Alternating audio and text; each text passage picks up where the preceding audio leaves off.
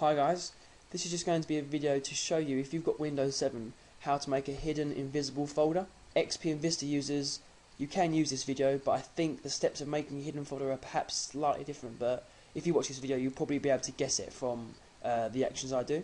So if we look at this desktop here, there doesn't seem to be any hidden folders. I mean, you know, there's lots of desktop icons, but none of them look like folders. But it's invisible, so hopefully only you can actually tell where it is.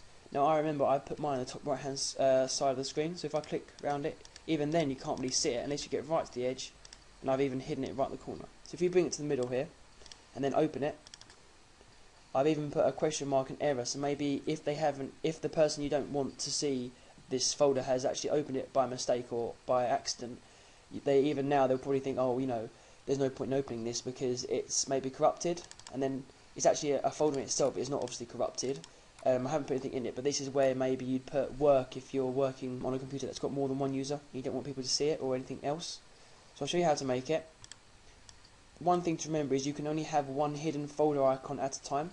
So if I delete this and I'll start it fresh, basically start from your desktop, press right click, new folder. Now hold Alt, don't click in there. Hold Alt and type in 0160. Nothing's going to come up on the screen, but that's fine. Then let go of Alt, and hopefully it should look like that. There should be nothing there, and then if you click on the screen somewhere else, you can see that writing has actually disappeared. Now if we press right click again, Properties, click on Properties and go to the end tab, which is Customize. Go to the bottom here, Change Icon, and then go about a quarter of the way across. You'll see 4 blank gaps. Now these are actually folders, they're not an error, so just click on any one you want. So I'll just click on the middle one, press OK, and press OK.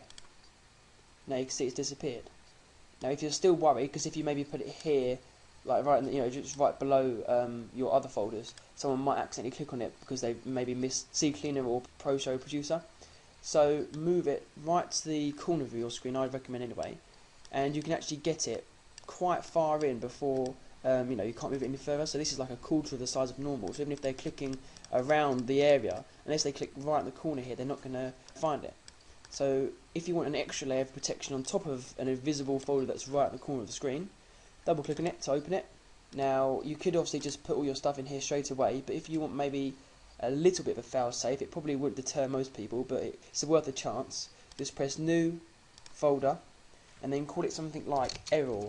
So maybe someone to think, you know, there's not much point clicking on that because it's been, you know, it's got an error, it's maybe incompatible or it's corrupted.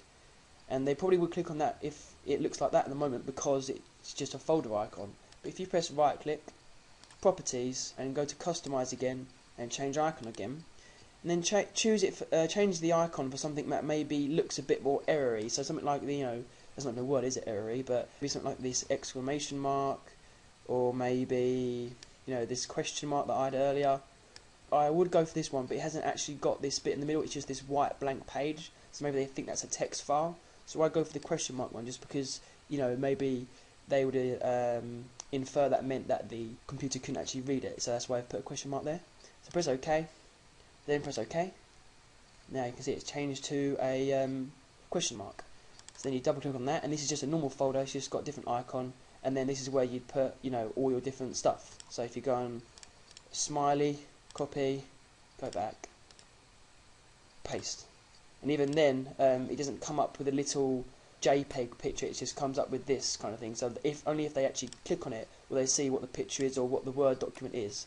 That's it. If anyone's got any tips or maybe any comments, or they want me to do a specific video in the future, just comment below.